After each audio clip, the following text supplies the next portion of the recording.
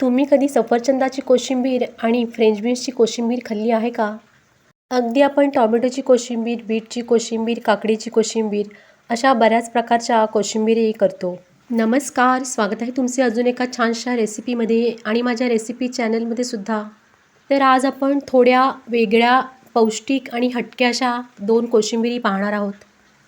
एक म्हणजे पौष्टिक आणि तितकीच न्यूट्रिशियस अशी सफरचंदाची कोशिंबीर आणि दुसरी म्हणजे फ्रेंच बीन्स आणि स्वीटकॉर्नची कोशिंबीर.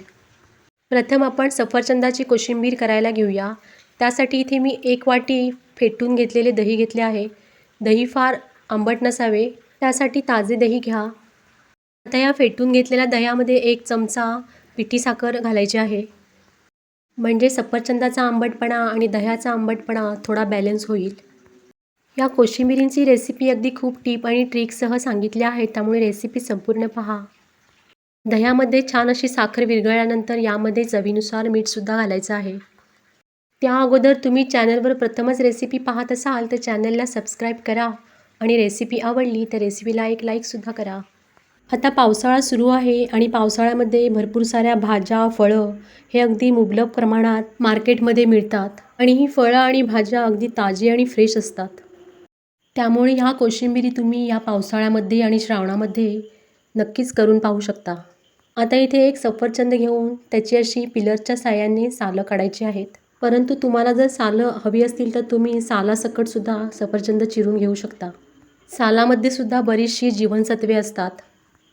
दही फेटल्यानंतरच सफरचंद कापायला घ्यायचं आहे, कारण सालं काढलेले सफरचंद जर का हवेच्या सान्निध्यात आले तर त्याचा कलर बदलतो. त्यासाठी सफरचंद हे दही फेटून झाल्यानंतर आयत्या वेळी चिरायला घ्यायचं आहे, म्हणजे सफरचंद काळे पडणार नाही. तर या साले काढलेल्या सफरचंदाचे एकाचे 2 भाग करून त्यातील बिया संपूर्ण काढून टाकायच्या आहेत आणि जसे व्हिडिओत दाखवले आहे त्याप्रमाणे याच्या बारीक बारीक अशा फोडी करून घ्यायच्या आहेत. कधी काय होतं, घरामध्ये सफरचंद आणलेली असतात आणि शेवटची 1-2 सफरचंद असतात ती कोण खायला मागत नाही. अशावेळी तुम्ही अशी कोशिंबीर करून पाहू शकता. आता इथे संपूर्ण सफरचंदाच्या फोडी करून झाल्यानंतर लगेचच या सफरचंदाच्या फोडी या दह्यामध्ये घालायच्या आहेत. ह्या दोन्हीही कोशिंबिरींना लागणाऱ्या साहित्याची लिस्ट मी कॅप्शनमध्ये दिली आहे, नक्की चेक करा. आता या फोडी दह्यामध्ये लगेचच मिक्स करून घ्यायच्या आहेत, म्हणजे या फोडी काळ्या पडणार नाहीत. सफरचंदाची कोशिंबीर करण्याची पद्धत तुम्हाला आवडली का, मला कमेंटमध्ये नक्की सांगा आणि आवडली तर एक लाईकसुद्धा करा. आता या कोशिंबिरीचे भांडे थोडा वेळ बाजूला ठेवूया. त्यानंतर दुसरी कोशिंबीर करायला घेऊया, ती म्हणजे फ्रेंच बीन्स. फ्रेंच बीन्सला बरीचशी नावं आहेत. कोण फरसबी म्हणतं, कोण अडीच मासाच्या शेंगा म्हणतं, कोण श्रावणगेवडा म्हणतं. अशी वेगवेगळ्या प्रांतातील या शेंगांना नावे आहेत.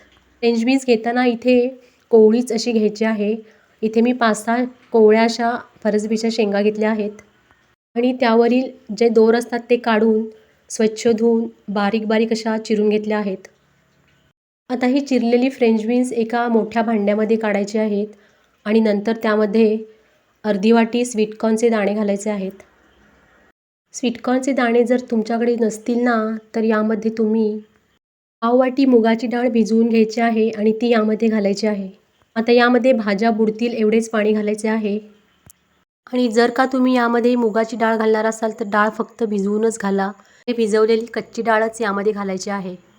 आता यामध्ये थोडेसे चवीपुरती मीठ घालायचे आहे आणि हे पातेले गॅसवर ठेवून त्याच्यावरती झाकण ठेवायचं आहे आणि बारीक गॅस करून 5 मिनटं शिजवून घ्यायचं आहे. 5 मिनिटांनी पहा, भाजी छान अशी वाफली गेली आहे. यामध्ये पाणी घालताना अगदी बेताचेच घालायचे आहे, म्हणजे जेवढ्या भाज्या शिजतील तेवढेच यामध्ये पाणी घालायचं आहे. हे स्वीटकॉर्न आणि फ्रेंच बीन्स आहे ते एका दुसऱ्या भांड्यामध्ये घेऊन थोडं गार होऊ द्यायचं आहे आणि मग त्यामध्ये 2 चमचे शेंगदाण्याचं कूट, 2 चमचे ओल्या नारळाचा किस घालायचा आहे. थोडी आवडीप्रमाणे कोथिंबीरसुद्धा घालायची आहे. त्यामध्ये ओला नारळ किंवा शेंगदाण्याचे कूट यापैकी काहीतरी एक घातले तरीसुद्धा चालेल. नंतर पाव चमचा चवीसाठी साखर घालायची आहे आणि चवीपुरते थोडेसे मीठसुद्धा घालायचं आहे. कधी भाजी खायचा कंटाळा आला ना तर अशी कोशिंबीर तुम्ही झटपट अशी करून खाऊ शकता. ज्यांना भाज्या खायला आवडतात त्यांना ही कोशिंबीर नक्कीच आवडेल. चवीला एकदम मस्त अशी होते. आता हे सर्व साहित्य कोशिंबिरीमध्ये व्यवस्थित असे मिक्स करून घ्यायचं आहे. अशा झटपट होणाऱ्या थोड्याशा हटके आणि हेल्दी रेसिपी पाहण्यासाठी चॅनलला नक्की फॉलो करा. तर यामध्ये पाववाटी डाळिंबाचे दाणे घालायचे आहेत. आता डाळिंबाचा सुद्धा सीझन आहे, त्यामुळे डाळिंबसुद्धा अगदी मुबलक प्रमाणात बाजारामध्ये असतात. आणि डाळिंबाचे दाणे यामध्ये नाही घातले तरीसुद्धा चालतील. ही कोशिंबीर तेवढीच टेस्टी आणि पौष्टिकसुद्धा होणार आहे. आता या दोन्ही कोशिंबिरीला आपली मस्त अशी फोडणी करून घ्यायची आहे. त्यापूर्वी सर्विंग बाउलमध्ये या दोन्ही कोशिंबिरी मी काढून घेतल्या आहेत. आता फोडणी देण्यासाठी इथे मी गॅसवरती एक फोडणीचे भांडे ठेवले आहे. त्यामध्ये तेल किंवा तूप 1 चमचा घालायचे आहे. अर्धा चमचा जिरे घालून त्यामध्ये 2 सुक्या मिरच्यासुद्धा घालायच्या आहेत. या फोडणीमध्ये मी मोहरी आणि कढीपत्ता घातला नाही आहे, पण तुम्ही हवं तर घालू शकता. जिरे छान तडतडले की यामध्ये 2 सुक्या मिरच्या यामध्ये घालायच्या आहेत. आता जिरे आणि मिरचीची फोडणी या दोन्ही कोशिंबिरींवर थोडी थोडी याच्यावरती घालायची आहे. पहा, मस्त अशा 2 प्रकारच्या कोशिंबीर तयार आहेत आणि या तितक्याच हेल्दी आणि चविष्टसुद्धा आहेत. या दोन्ही प्रकारच्या कोशिंबीर तुम्हीसुद्धा करून पहा आणि कशा झाल्या हे कमेंटमध्ये मला नक्की सांगा. आणखीन पुढील कोणती रेसिपी मी तुम्हाला करून दाखवलेली आवडेल हे सुद्धा सांगा. पहा कशा मस्त दिसत आहेत या दोन्हीही कोशिंबीर आणि नुसत्या दिसायलाच छान नाहीत, चवीलासुद्धा तितक्याच सुंदर आहेत या कोशिंबीर. अशा या दोन्ही प्रकारच्या कोशिंबिरी तुम्हाला आवडल्या असतील तर रेसिपीला एक लाईक करा. चॅनलवर नवीन असाल तर चॅनलला सबस्क्राईब करायला अजिबात विसरू नका.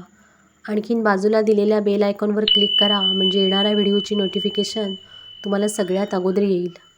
आणि ही रेसिपी तुम्ही तुमच्या नातेवाईकांमध्ये शेअरसुद्धा करा.